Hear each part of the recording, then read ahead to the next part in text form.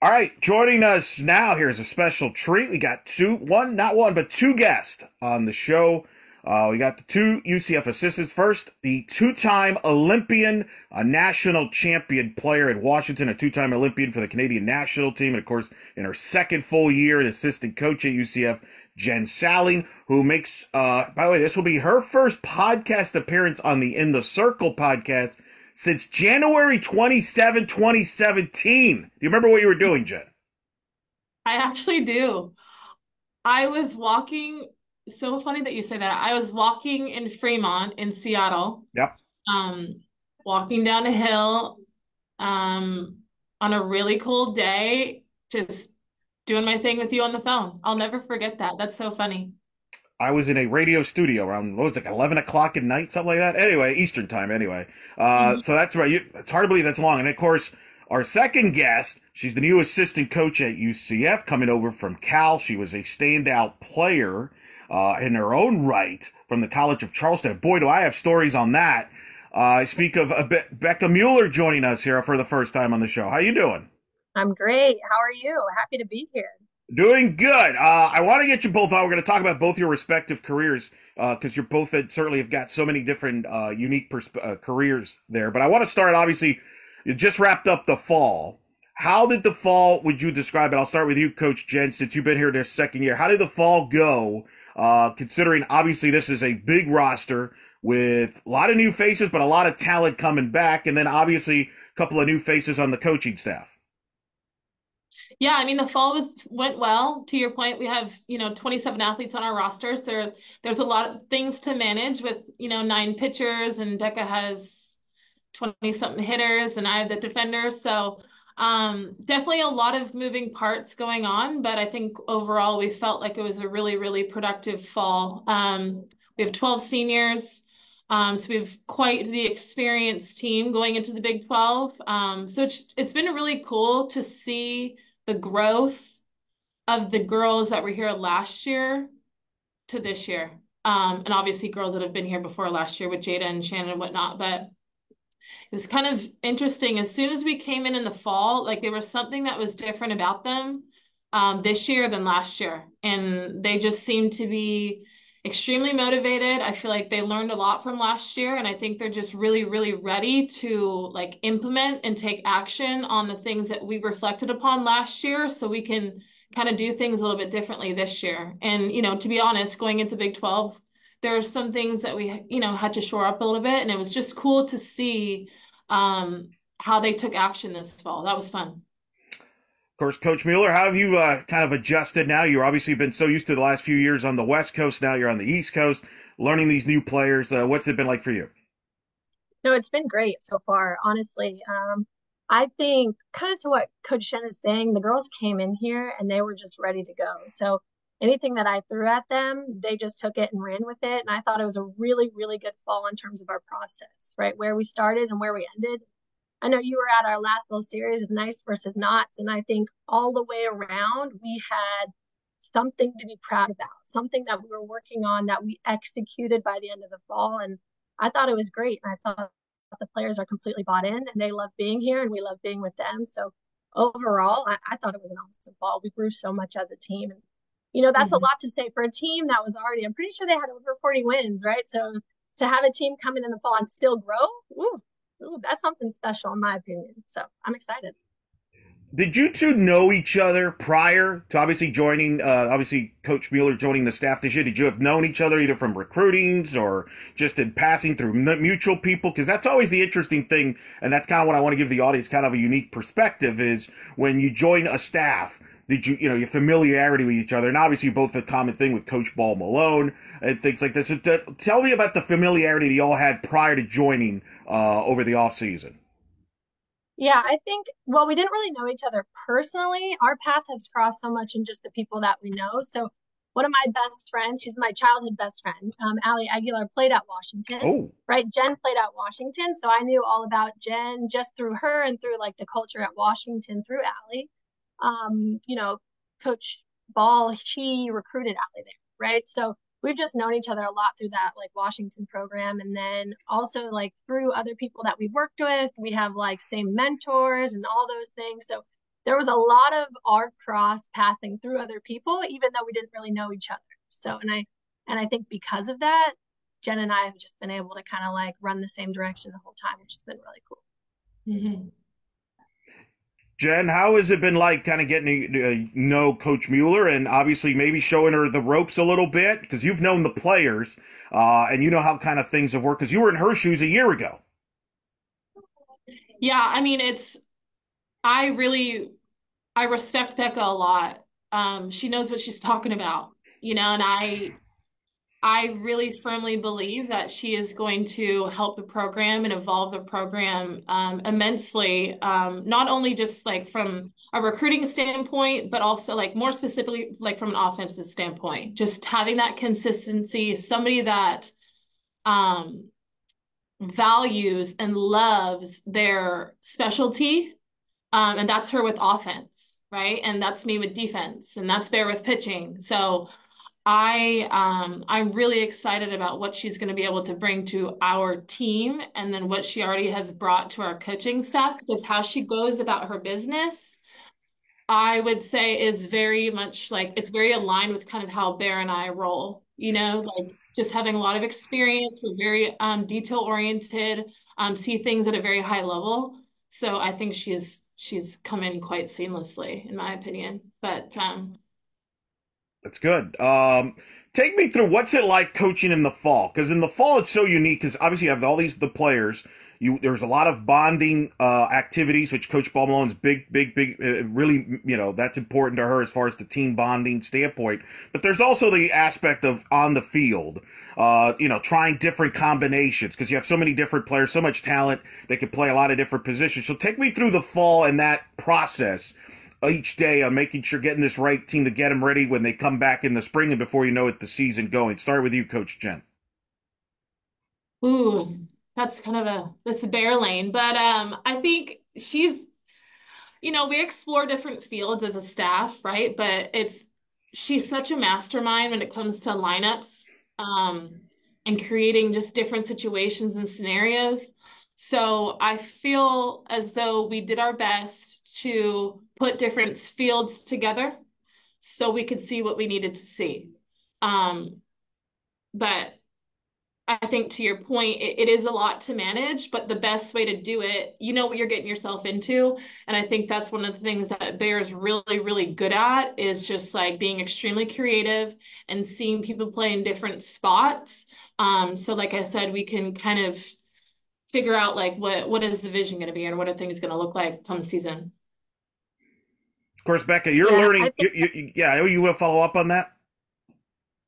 yeah, I was just say from an offensive perspective too, it's like because it's my first year, for me, it's like back to the basics, right? You really got to know the player, right? And I had to like come in and really want to know them and have a curiosity about how they operate and how they work and what's going to work best for their swing because of the way that they operate and what they like and what they don't like and where I'm going to have to push and where I have to go back and who I have to talk to, like this, who wants me to love on them, who wants to just be about their business. And so I think for me, the fall, especially the first fall, right, is just getting to know them and know who they are. It's like back to the basics almost like, okay, how are we going to know each other? You got to know me, I got to know you, and we both got to want to do those things. So just encouraging an environment where, they want to be around it. They want to be in the cage. They want to be a cage rat. And, for me, that's what this fall was about, is just getting to know them. I want to ask you, Coach Mueller, about your offensive philosophy. Obviously, you come from Cal. You just set program records there, last year in doubles, runs scored, home runs. I mean, which is saying a lot considering the history that Cal softball's had there. You've had success everywhere you've been as a coach. Ball State, Georgia, you were there as a volunteer. What is your philosophy when it comes to the offensive side of the ball?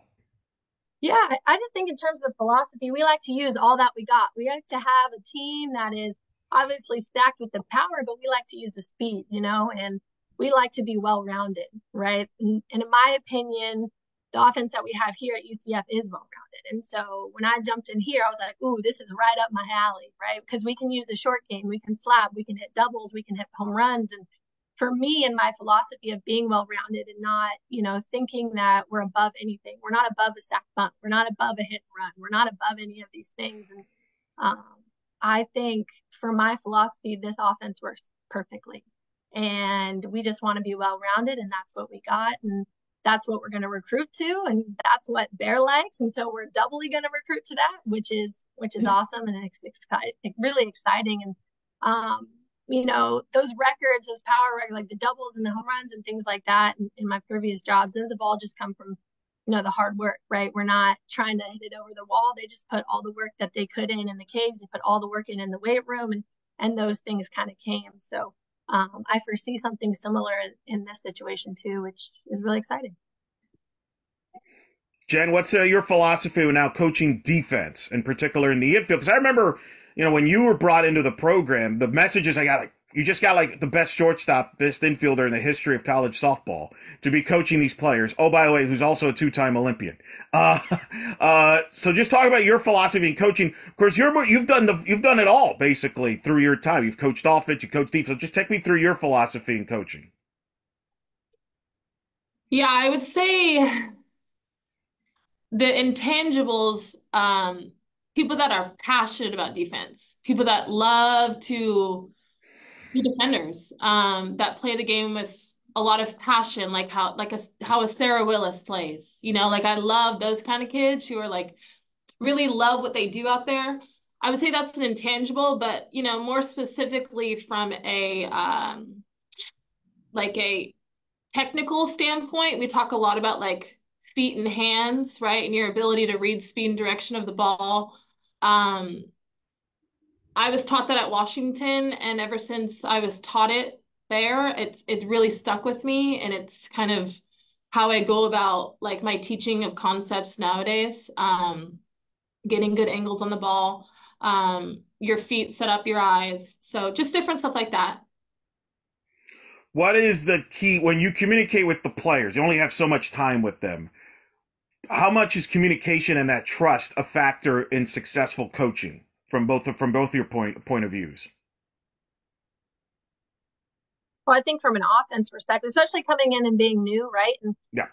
Jen moved to defense, so when I took over the offense, it's like the trust factor of like, all right, we're going to make this little tweak. You're already so good. You know what I'm saying? Like a lot of these players, they're so good. Like they don't need to, it's not like a whole groundwork situation where we're building swings from the bottom up. It's nothing like that. So it's them having this success and then still trusting me enough to be like, all right, we're going to do this way, or we're going to tweak this a little bit. So, and I think it's especially hard when you've had success, right? To want to make those changes because you're kind of like, I'm good already. Like, you know what I mean? Just like a little bit edgy. But I think what's been cool about our players is they've been so open to that and they've trusted me from the beginning. And I think that's huge. And that doesn't happen everywhere, right? Some people you got to work on for a really long time, but our girls have been open since day one. I couldn't be more thankful for them. Yeah, I'll definitely emphasize the trust piece. That's the number one thing I think to get the buy-in from the girls is the ability to, build that really strong bond with them and the relationship with them. So they want to and they're motivated to do the things that you're asking them to do. So I think that's the biggest thing. And also just helping them along when they fail, right? Like defense is a little bit more black and white. So I feel like on defense, you can kind of be a little bit more direct, but like you also, you never want to undermine or demean them, right? After they make a mistake, we're very process oriented and we're like, hey, that happened. Now, why do we think that happened? And how can we, maybe eliminate that from happening again? If it does, like, let's eliminate how often it's happening. So it's very much a conversation. So they know how to troubleshoot when the adjustment needs to be made because our game is so much about repetition over and over and over again. So giving them the tools and the skills to be able to make adjustments and troubleshoot through the game on their own. And that stems from like the ability to have like a really, a good conversation with them. It's so much about relationships. And they're going to play for you if they trust you and they respect you. How much, Jen, do you lean on also like the veteran leaders to help you kind of with the mess? For example, someone like a Jazz Williams, who's coming off a year at shortstop where she set the program record for most being involved in the most double plays defensively, breaking Stephanie Best's record, which I need to mention because Steph always knocks herself for what kind of defensive player was. She had a defensive record that was broken. She had right there, the fewest errors since 2017 with Brittany Solis. How much do you lean on somebody like her to show some of the younger players that can play the similar position in the infield and how to lead the way? How key is that? Oh yeah, I mean we have, I think it's 11 or 12, Becca, seniors. Yeah, 11. So I mean we are very fortunate as a coaching staff right now to just um let them kind of do their thing, right? So I think the biggest thing that we're doing right now is like encouraging them to have conversations with the newcomers and the girls that are going to be juniors and seniors next year to just continue to show them the way, right? Because like you have the Shannons of the world, you have the Jadas of the world who have been here for 4 or 5 years, right? Who know the system, who know the expectation, who know the standard. So just encouraging them to have the conversations. So once they leave things, there's not this huge like learning curve, right? We can kind of just roll into the next season fairly seamlessly. So, And of course, Becca, you've got veteran offensive players. You've got players that have had a lot of success. How do you balance out the adapting to, hey, what's been working for them, but at the same time, you probably have some ideas to tweak some things to make it even better? Yeah, I think a lot of that comes to like meeting in the middle, right? And as a hitting coach, it's like you don't want to just shove everything down their throat, so to speak. You don't want to come in here like all big and bad and blah blah blah. Like no, and that's not my personality anyways. So I think a lot of it comes to what Coach Jen saying is like the communication. And something in our end of the year meetings or end of the fall meetings rather that I've talked to them about is thank you guys for being so open with the communication. And that really, really helps me, especially with the veterans, because I'll have conversations with Jada, and the conversation with Jada helps me with the conversation with the freshmen, like knowing what to say, knowing what they need, because Jada will be so open with me and say, if I just swung at this like I had nothing to lose, I'd be fine. I was like, man, you're right about that. All right. So then I can go tell the freshmen, hey, swing like you got nothing to lose. And now they're out there hacking and we're in a good spot. I'm like, wow, that came from a veteran. That came from a fifth year that knows what she's doing, right? She just needs me to listen a lot of the time. She doesn't need me to go up in there and change everything. Like, and why would I do that? Stay to Cody. So, again, it just came down to the communication with those older kids. And they've been so great communicating with me and so open and so fearless, right? And I think that with someone that you don't know, it's hard to be fearless. It's hard to be vulnerable, but because of the culture that Bears set, they've been able to be that with me. And I think I'm really blown away by it. And I think it's really awesome. I think it's one of the reasons that we'll be able to be successful because of their vulnerableness, because of their communication, and the people to come will definitely benefit from those conversations I'm having with them. You both have ties coaching and or playing in a major conference in the Pac-12. Obviously, Becca, from your time at Cal, Jen, from your playing days, and coaching, being a part of the Washington staff. How much do you, obviously a lot of hoopla about you this year, going to the Big 12 first year, which is going to be a super strong conference, similar to what the Pac-12 has been. How much do you relate your experiences that to the players? Is that overblown? How do you, because it's a different, the level is definitely very high at what we're going to get into in the Big 12. How much do you talk to your players about that, or is that overblown? I mean, I feel they know what we're up against, right? They follow the sport. So, we don't, I don't feel we make it bigger than what it is. If anything, it's like, hey, UCF softball is ready to compete against these programs. And I think that we all feel that, players and coaching staff, support staff included. So I don't feel that we make the step bigger than what the step needs to be, because I think we feel that we're ready and, we're good enough to like compete with these teams and beat them. Our expectations is to get to the World Series. So we're ready. And I think if we are consistent as a staff and they feel that from us, it's not gonna feel overwhelming to them. Yeah. And on that note too, I think that experience that, we have in the Pac-12 is only helping us and the girls understand that, right? It's like, hey, every single weekend is going to be the gauntlet now. Every single weekend, you can't take a break. There's no breaks. There's no breaths, right? You just got to go out there and play your best every single day. And us echoing that on the daily basis is helping, right? Like us as a coaching staff, we have that experience of, okay, we have All-American A on Saturday, we have All-American B on Sunday, and the next weekend is the same thing. So that experience, I think that the girls like that, right? It shows that we're okay. We've been there. We've been successful at that level. We're right in the right direction, right? We know what we're doing. We're all headed in the same direction. We're all doing what we need to do. And we've got the experience to go out there and be successful in all ends, which I think is really cool. I think as a staff too, we've been very intentional about creating environments that are very mentally taxing for them. Because at the end of the day, to Coach Becca's point, every weekend you're going to be mentally gassed. So the more that we can put them in those environments, throughout the whole fall and then through January, things aren't going to feel as hard. Well, and Coach Ball Malone is scheduled tough in the non-conference.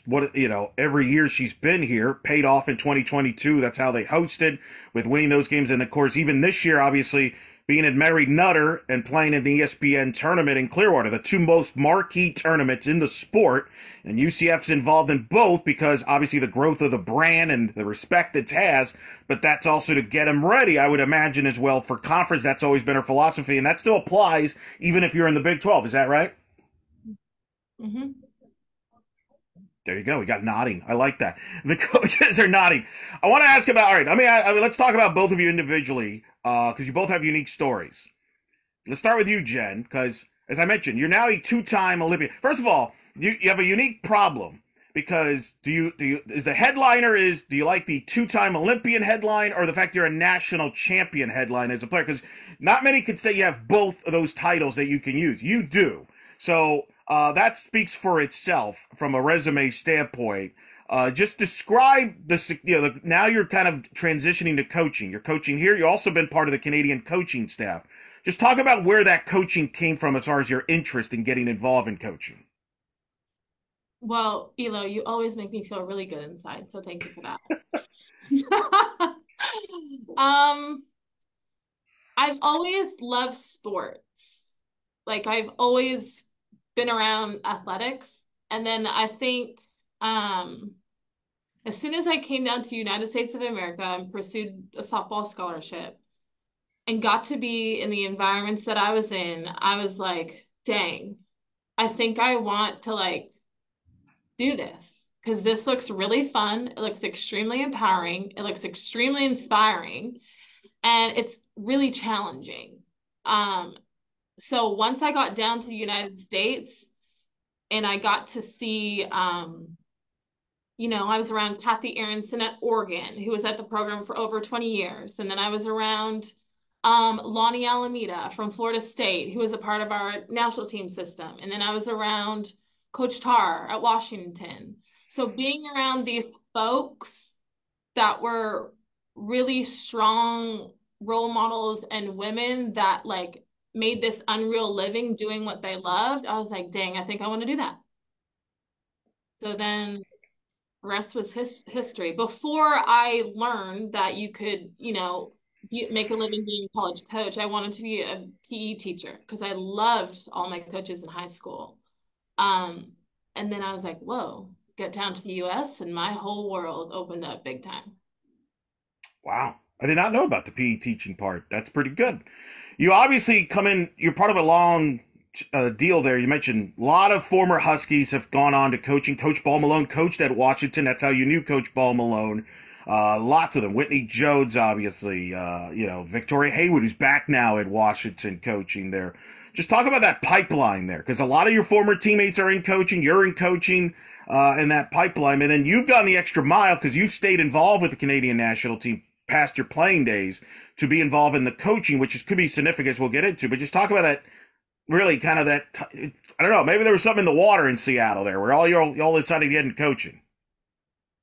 Yeah, I mean, when you get to be around Coach Tarr, she's really good at what she does. And I got to be around that for 2 years, and Bear was there for one of those years. And when you're just in environments around really strong, powerful women who are really good at what they do, it's take it for what it's worth, but for some of us, it was really, really contagious, and we wanted to kind of like walk in those footsteps. And to be honest, the people that you've named they've been a part of the game for a really, really long time and are extremely passionate about the sport of softball itself. So I think we've all been very inspired and empowered by the coaches that have walked in our lives, and we want to do our best to follow in their footsteps, not in that exact same way. We're going to do things a little bit differently, but I think that's what you do. You take things that you love, that you might not love, but you're kind of building your own path. And those people helped us do that and want to do that. Of course, the Olympics, softball will be back in the Olympics in 28 in Los Angeles. What is the impact of that to the game? We know the impact, obviously, softball in the United States, but that's going to have a big impact in softball in Canada from a funding standpoint, from an interest building it up to 28 and hopefully beyond that. Just talking about the impact now we know officially softball's back in the Olympics as somebody who's been a part of two of those. Yeah, I think the reality is it's if you play any sport at a high level, you want to be an Olympian. You want to get to that peak. And when we were removed after 2008, I feel that our sport took a really big hit. The reality is dreams were crushed. So you're kind of like building that back, and trying to just like stay the course, stay the course, stay the course. But now that it's back in 2028, I think not just for Canada in general, I think for our sport as a whole, it's the energy is back, the passion's back, the drive is back. Like you can feel it, because everyone wants to experience an Olympic Games, and it keeps people playing the sport. So it's gonna be cool. It's gonna be hopefully I get to coach in it, but who knows what the future holds. But it would be pretty full circle if played in a couple and then maybe coached in one or two. So. Of course, you mentioned Coach Tarr. She's the U.S. national head coach. Coach Paul Malone has been the assistant the last few years under Coach Tarr's. They've reunited. You have a unique perspective because you've coached both of them. So you've got stories. Just give me a comparison of the two of them, because you're the one that probably one of the few people that can qualify to answer that question.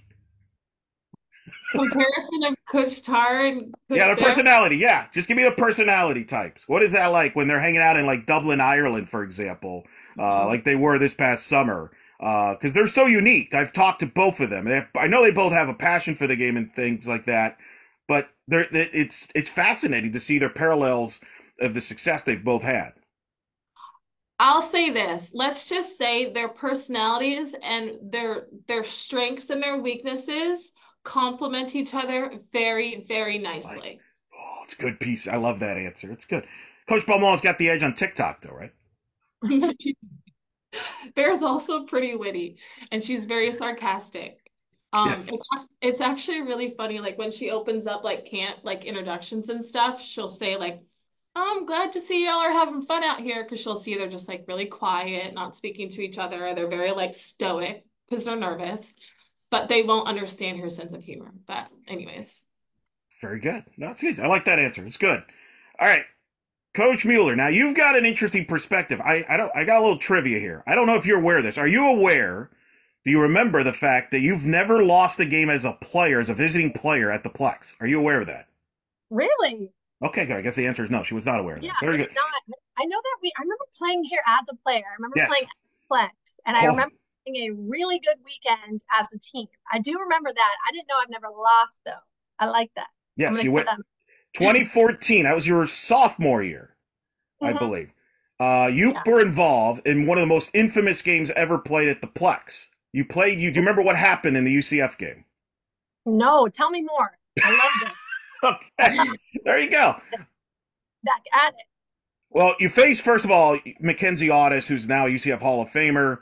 I forget her name, but it was your best power hitter. Hit a home run in the 5th inning. That was the only run in the ball game. Kelsey Hawkins or something like that. Is that right?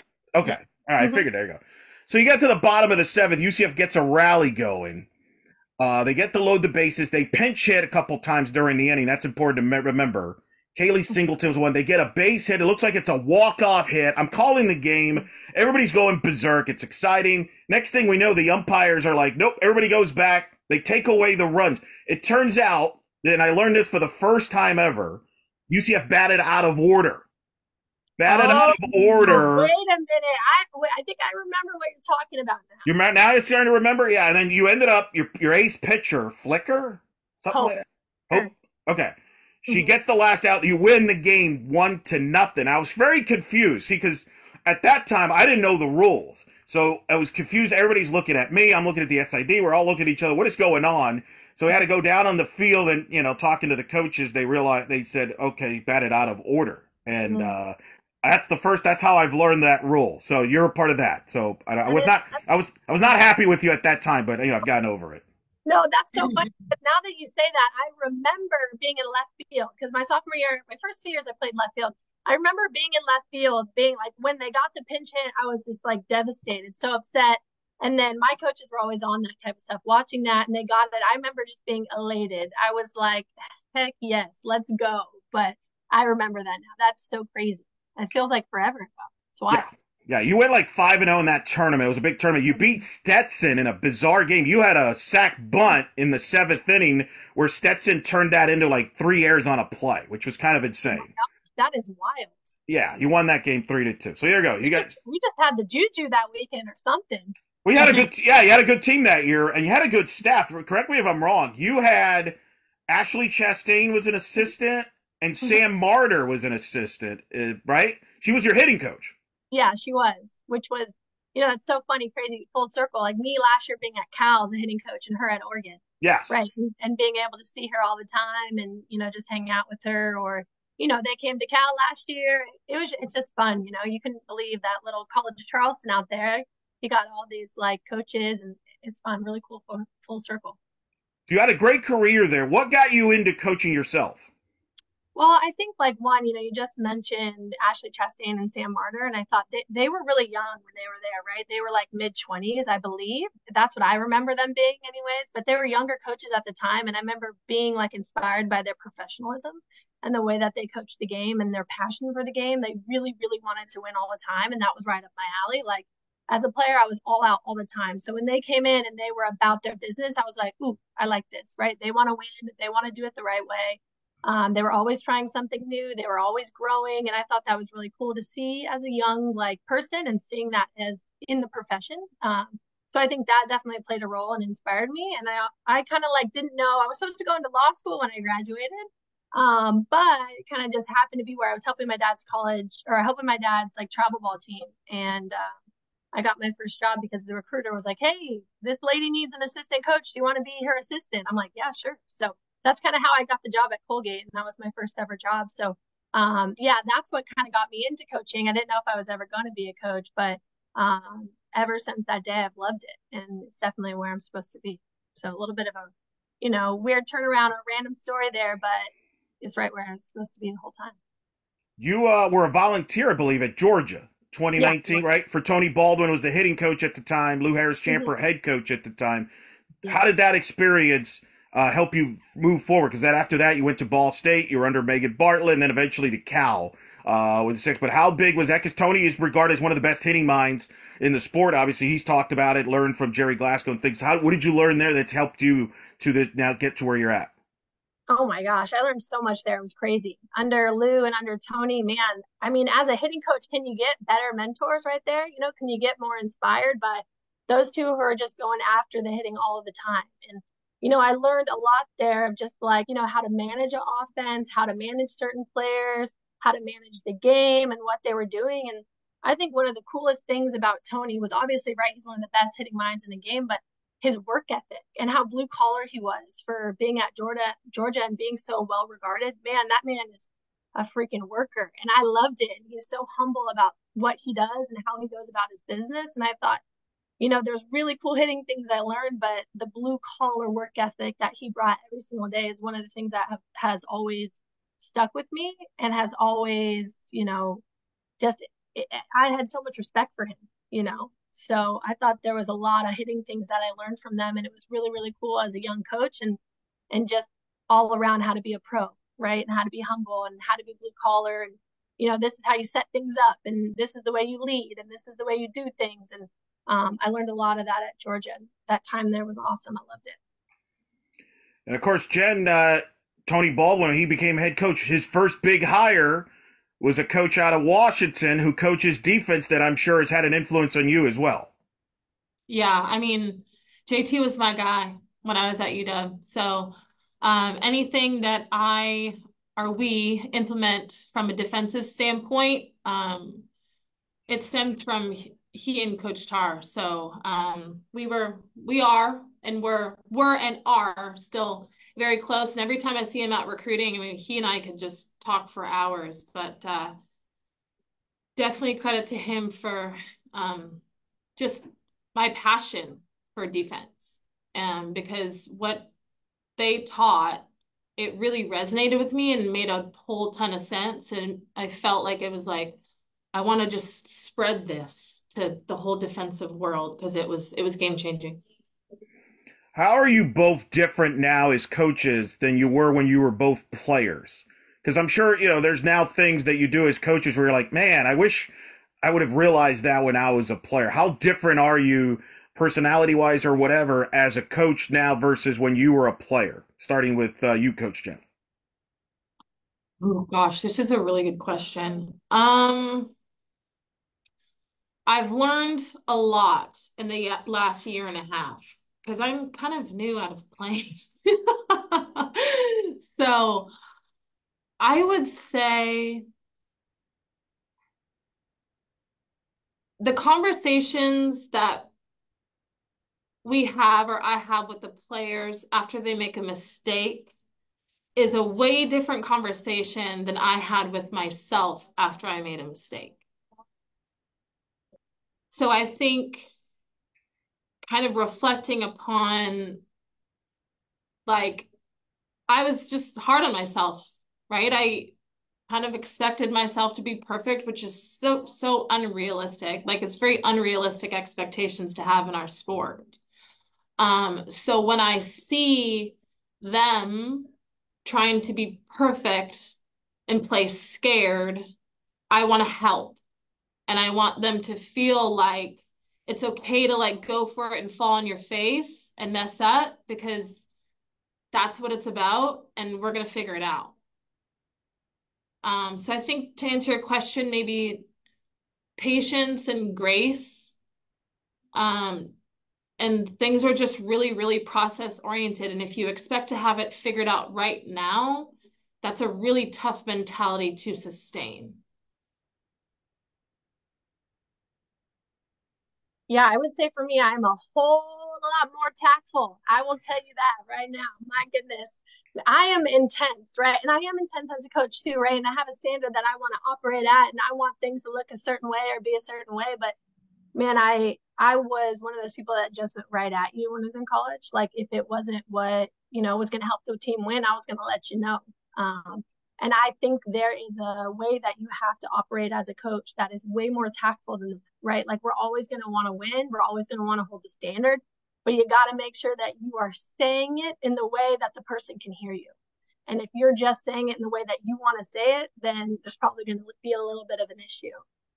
So I think over my years and just my maturity, overall growing as a person is just the tactfulness and the way I approach people and correction and things like that. And when, you got to be not afraid to love on them sometimes. And you can't really put a lot of things on them. You got to be able to meet them where they're at. And as a coach, I do that a whole lot better than I did as a player. And that's okay. I think there's things to that, right? You need that player that's going to just hold people accountable. And as a coach, your role changes, right? So the way in which you approach is people changes. I'd like to add to that because it brings me to one of the things that I feel like Bear has really, really helped me with is that things aren't going to look how we did it as players.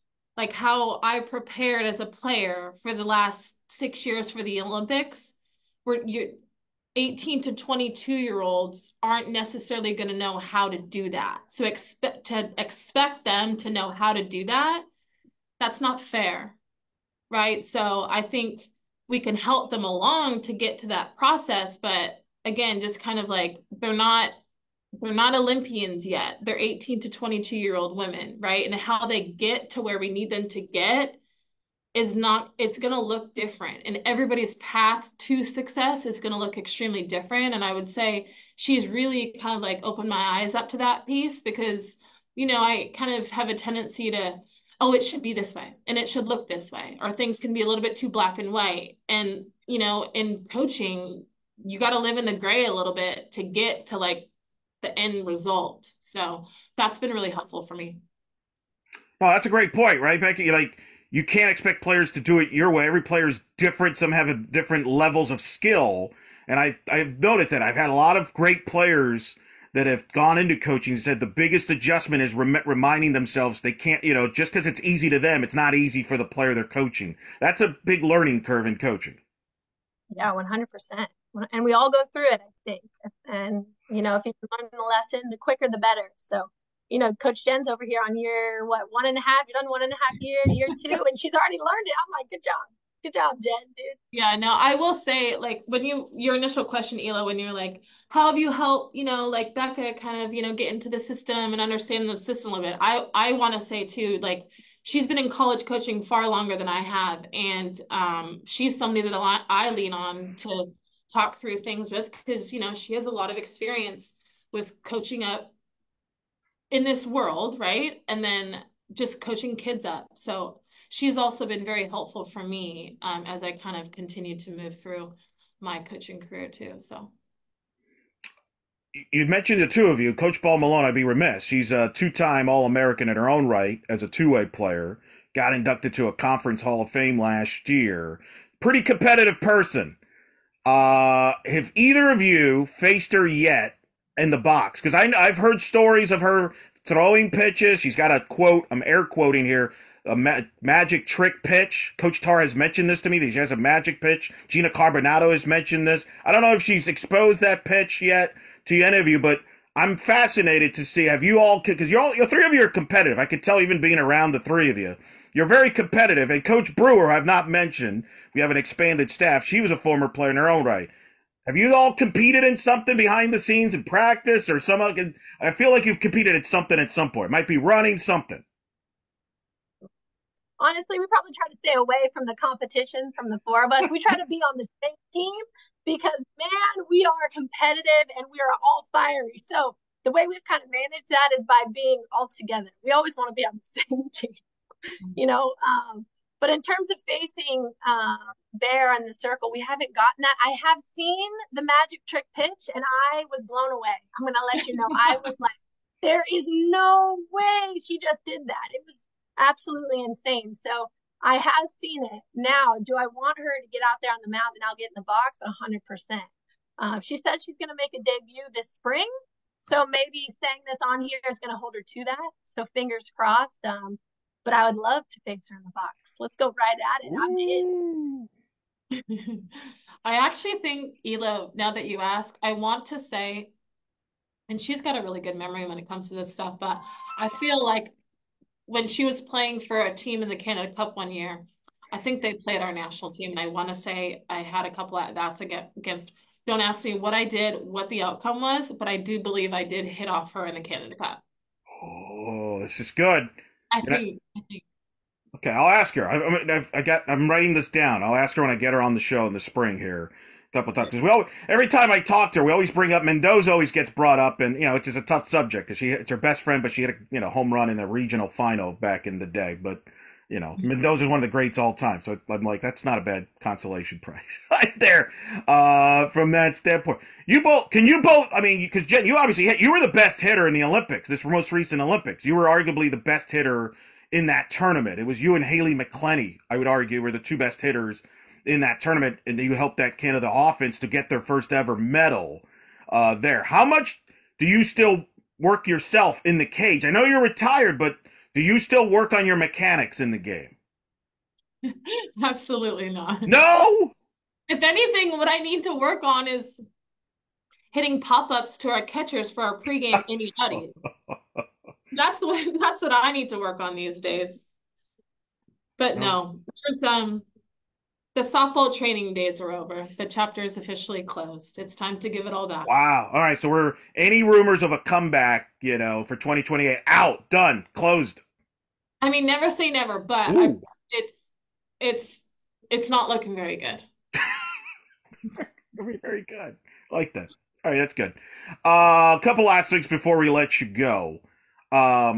Just give me your overall for the audience, and I'm gonna talk more about the team when we get Coach Bear on in the spring. But obviously, it's an important time for them. The holidays, they'll come back in January, and then they'll get really going to a different level. And there's gonna be a lot of interesting, tough decisions. It was interesting being at fall ball and some of the fan base coming over to Coach Bear and saying, "Coach, you got a tough lineup to figure out decisions to make," which is funny. But just talk about this group.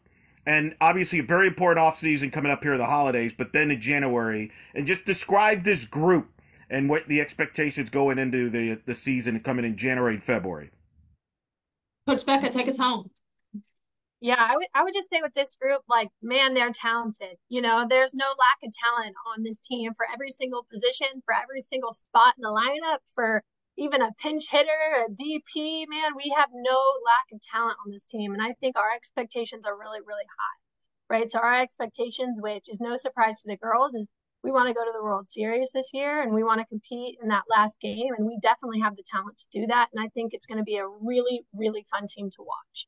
I couldn't be more excited going into January. I'm ready for them to come back now. They haven't even all left yet, but I'm ready to get going just because I'm so excited. I think it's going to just be really, really fun, right? And it's not just going to be fun because we're going to be winning, that is my expectation, but it's going to be fun because it's a fun group of kids, right? It's a talented group that works their butt off every single day. It's a fun coaching staff that wants to win, that's competitive, that, has the knowledge to do so. We have the support in our support staff.